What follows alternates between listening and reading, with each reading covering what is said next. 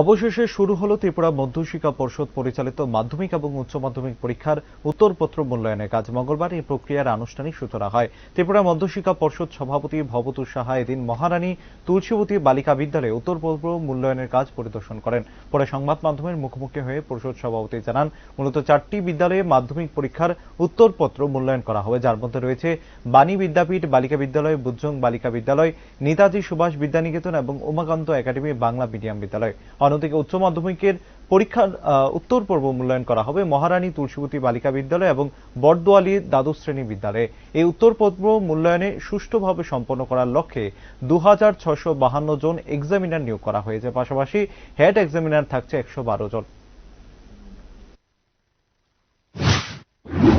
আপনারা জানেন, আজ 2রা মে মধ্যশিক্ষা পর্ষদ পরিচালিত মাধ্যমিক এবং উচ্চ মাধ্যমিক পরীক্ষার খাতা মূল্যায়নের কাজ শুরু হয়েছে।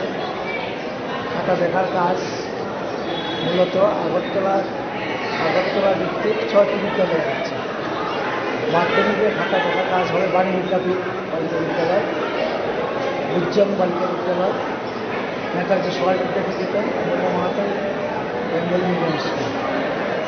আর উচ্চ মাধ্যমিক খাতা দেখা হচ্ছে মহারানী এবং বড়দোয়ালি রাষ্ট্রীয়।